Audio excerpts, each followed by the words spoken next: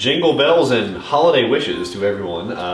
This is my good friend Colin. I am Chris. We're doing yet another beer show episode here for you. We have another holiday ale for you. We have the Rogue Santa's Private Reserve Ale, which is interesting because I was under the impression that Santa was restricting himself to cookies and milk. I didn't know he stepped into the Santa likes to go a little bit farther this time of year. This must be a December 26th type beverage for me, a little celebratory type thing.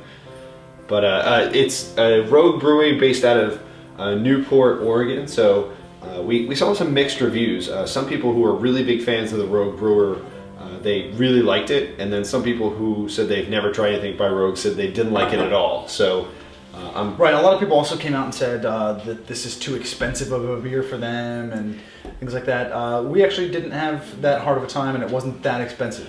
No, I really didn't. This is one that I picked up today actually, and it was, for me, it was $6.99 for the 22 ounce, and that's a pretty good rate for like a premium beer. For one that I would expect to be, especially a seasonal beer that they only make so much of, that they really need to capitalize on their product. That if I took Colin out for a beer, I'd expect to spend $7 on 2 beers and be pretty happy with whatever we got. So I don't know about the cost wherever you might find this beer. It doesn't seem like it's going to be too hard to find, but I can't imagine the cost being too outlandish. So no worries about trying to drink this and then worry about your wallet going dry after too many. Don't read don't believe everything you read. It's not necessarily that expensive. 22 is the only size though that you can get this in, I think. Yes, right? that's the only size. It was actually a seasonal special end cap that it caught my eye, and since I knew it was a nice time of the year for seasonal brews, it made me want to take that, and that head is just expanding as we speak. So when I saw it, I knew I was going to want to try this with Colin. So I would probably imagine it's probably only around for another month or so, but it didn't seem like it was uber rare. Like it was a find that I found it. Right, and I think this is something they bring out. They bring out a different seasonal ale every year, but not necessarily the same recipe. So this is obviously the 2010 Christmas ale. I'm sure the 2011 is at least slightly different. As you noted, the head, it was huge when we first poured it. It's dissipating at like a moderate rate, but not crazily. It's kind of a nice amber color, almost like a coppery type of color. Yeah. It looks much less opaque than a lot of the other seasonal brews that we've had that have been like darker ambers or even reds.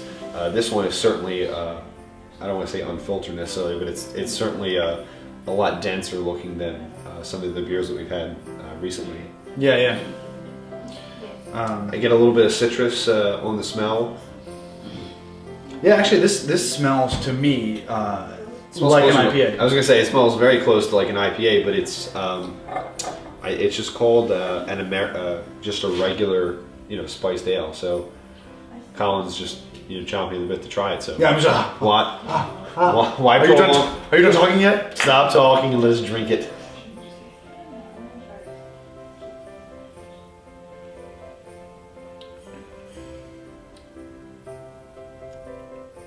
It's kind of interesting in the fact that it just kind of disappears. I feel like it's in some ways it's like we mixed a Belgian beer and an IPA, because I have a lot of citrus. The hops dominate for me.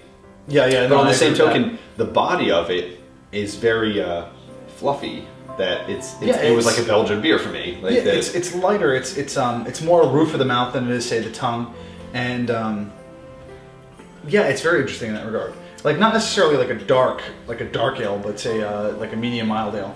Now the interesting thing I would say, because it's labeled as such as a holiday beverage, would you classify this as a winter seasonal brew? Because I wouldn't. I would say this is more like a summer brew to me. I mean, like I'd say it drinks more like an IPA than anything else. Absolutely, yes. And because of that, I kind of tend to associate it with, you said, summer.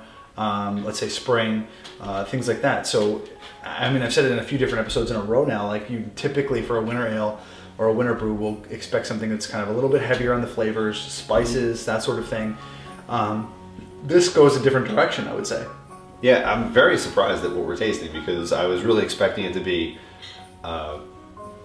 very like cinnamons, coriander, kind of heavy on the hops, but on the same token, it was a very deep and rich body tasting. But it tastes like an IPA. Like there's a lot of citruses. I can definitely taste the oranges and grapefruits. Right. Like this one, like we were actually talking before, that it's funny that people say I can taste grapefruit, I can taste orange. This one really has a bitter tartness to it, like grapefruit. So I would say grapefruit is in there, but it's very interesting that it's not characterized as an IPA. I think on one hand, since it's so unusual for a winter ale, that kind of it's not necessarily what you'd expect. It's not typical of a winter ale. So you pick up a beer called Santa's Santa's Private Reserve, and you expect something to be heavier. But on the other hand, the fact that they go in kind of a different direction gives you kind of this neat seasonal limited production alternative to the heavier winter ales that you'll typically have. So Santa clearly likes IPAs, because if this is in his private stash, he likes IPAs. So if he likes that, Santa, if you're listening, I would like a PlayStation 3 and some Two Hearted Ale. So yeah, bring back some Two Hearted Ale and whatever else you've got in your private stash. I'm sure it's more than one thing. I also a pony and licorice. Licorice. Yeah, because we can't afford that, clearly. No. This, I think, is I love the size of this beer. We've commented sometimes on the size of the serving. I love the size of this because this is something Colin and I could share and we could split and be really happy with, and then move on to something different and not feel like I kind of wanted one more, or I had too much of this, I don't want any more. Like, this is a really great size, a 22 ounce. We could each have a glass and a half of this beer, and I think it's a really great size for it. Yeah, if you're by yourself at home, it's probably a little bit too much for you.